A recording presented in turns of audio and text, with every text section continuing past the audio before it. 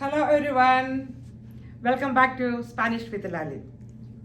ഇന്ന് ഞാൻ നിങ്ങളെ പഠിപ്പിക്കാൻ പോകുന്നത് കോമൺ വേർഡ്സ് ഇൻ സ്പാനിഷ്. വളരെ ഇമ്പോർട്ടൻ്റ് ആണ്. ഞാൻ നേരത്തെ പറഞ്ഞതുപോലെ ഒരു കാര്യം, വെർബ് ഇല്ലാതെ സെൻറ്റൻസ് ഉണ്ടാവുകയില്ല. അതുപോലെ തന്നെ നമുക്ക് പ്രപ്പോസിഷൻ വേണം, ആഡ്വർബ് വേണം, like to, like, as, from, അങ്ങനെ. അപ്പോൾ ഇതെല്ലാം കൂടെ വരുമ്പോഴത്തേക്കാണ് നമുക്കൊരു ബ്യൂട്ടിഫുൾ സെൻറ്റൻസ് മേക്ക് ചെയ്യുന്നത്. അപ്പോൾ ഇന്ന് നമ്മൾ പഠിക്കാൻ പോകുന്നത് ഫസ്റ്റ് ഓഫ് ഓൾ എ.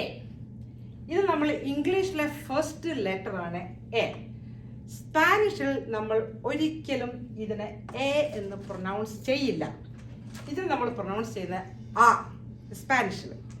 അപ്പോൾ ഇതിൻ്റെ ഈ ജസ്റ്റ് ദിസ് ആ മീനിങ് ആണ് to, TO2. Let me see, നമുക്കൊരു സെൻറ്റൻസ് ഉണ്ടാക്കാൻ ടു ഉണ്ട്.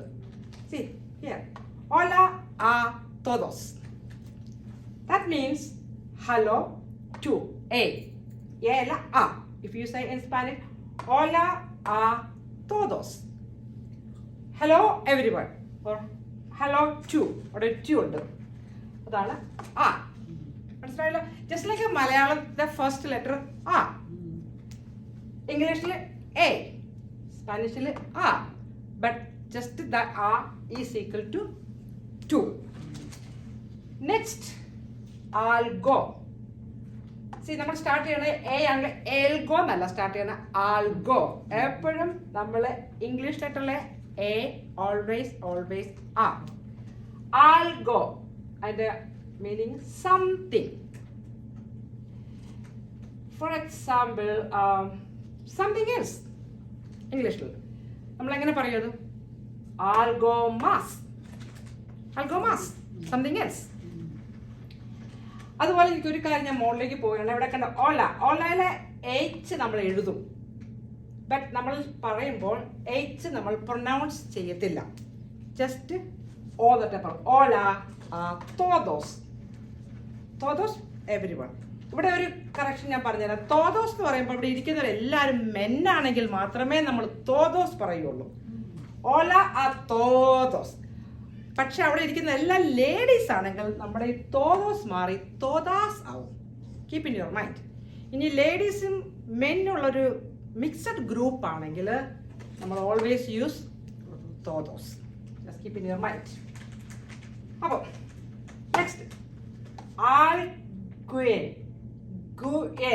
ഈ നിങ്ങൾ കണ്ടല്ലോ, അതിൻ്റെ എ എന്നാണ് പ്രൊനൗൺസ് ചെയ്യുന്നത് സ്പാനിഷ്. അപ്പോൾ അതനുസരിച്ച് തന്നെ നമ്മൾ സംസാരിക്കണം. ആൽഗ്വേൻ, ആൽഗ്വേൻ. നിങ്ങൾക്ക് എന്താ പ്രൊനൗൺസിയേഷൻ എക്സാക്ട്ലി കറക്റ്റ് വന്നിട്ടുണ്ടോ എന്ന് എനിക്കറിയില്ല. നിങ്ങൾക്ക് ഇത് ഇട്ടിട്ട് നിങ്ങൾ ഗൂഗിൾ ചെയ്തപ്പോഴത്തേക്ക് കറക്റ്റ് പ്രൊനൗൺസിയേഷൻ കിട്ടും. ആൽഗ്വേൻ, എനി വൺ. അപ്പോൾ അതിനൊരു ഉദാഹരണം നോക്കട്ടെ. എനി വൺ എൽസ്, ആൽഗേൻ മാസ്.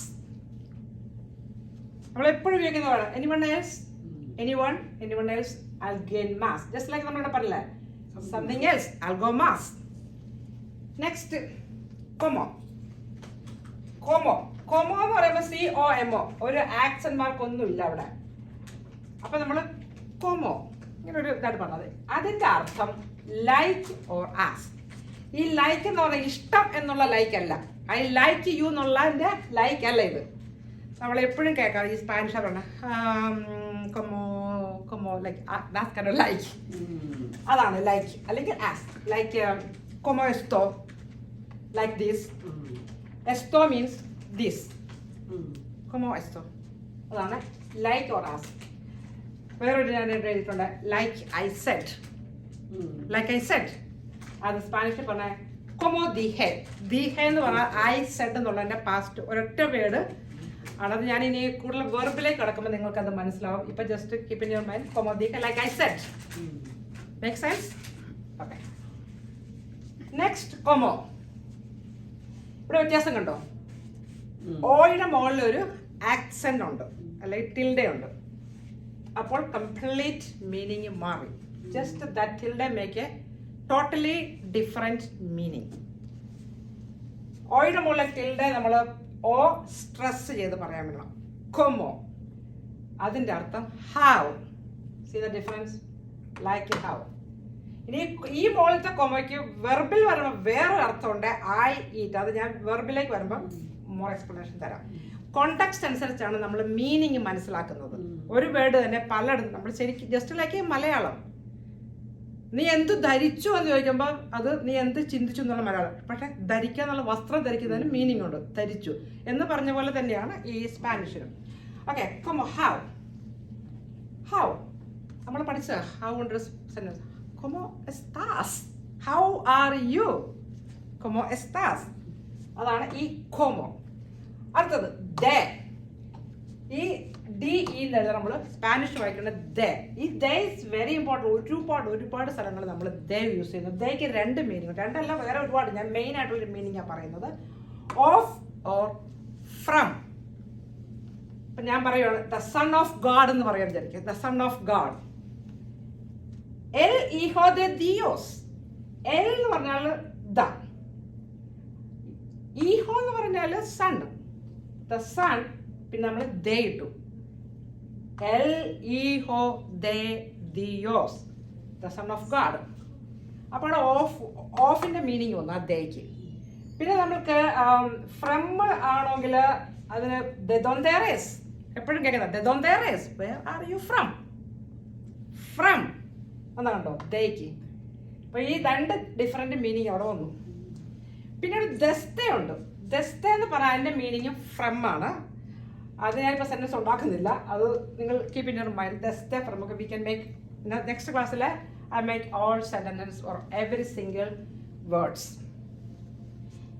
ദോന്തെ. ദോന്തെ, വേർ. നമ്മൾ ഇവിടെ തന്നെ ദോന്തെ വന്നല്ലോ. ദോന്തെ എറേസ്, വേർ ആർ യു ഫ്രം. ദോന്തെ എറേസ്, ദോന്തെ. ഇതിനകത്ത് ഓയുടെ മുകളിലൊരു ആക്സന്റ് മാർക്ക് കൊടുക്കുന്നുണ്ട്. പിന്നെ ദുരാന്തെ, ഡ്യൂറിങ് ദിസ് ടൈം എന്നൊക്കെ നമ്മൾ പറയത്തില്ലേ. ദുരാന്തെ, este momento, during this moment. അങ്ങനെ ദുരാന്തെ, ഡ്യൂറിങ്, ദുരാന്തെ. ചിലപ്പോൾ നമുക്ക് സിമിലാരിറ്റി ഉണ്ട് ഇംഗ്ലീഷുമായിട്ട്. അങ്ങനെ. പിന്നെ ഇവിടെ ഉണ്ട് കെ. ഈ കെയും ഇവിടെ വേറൊരു കെ ഉണ്ട്. രണ്ടിന്റെ വ്യത്യാസം കണ്ടോ.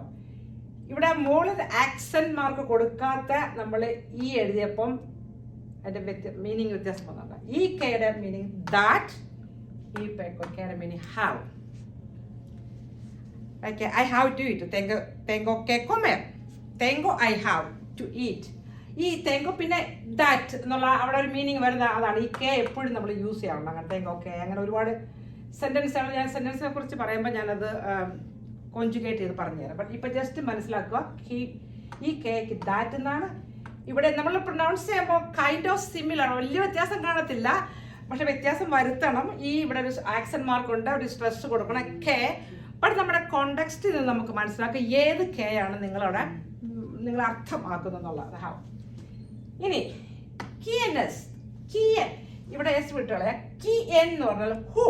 അപ്പൊ ഇത് എസും കൂടെ നമ്മൾ ആഡ് ചെയ്ത് പറയണമെങ്കിൽ ഹു ഈസ് എന്നുള്ളതാണ്.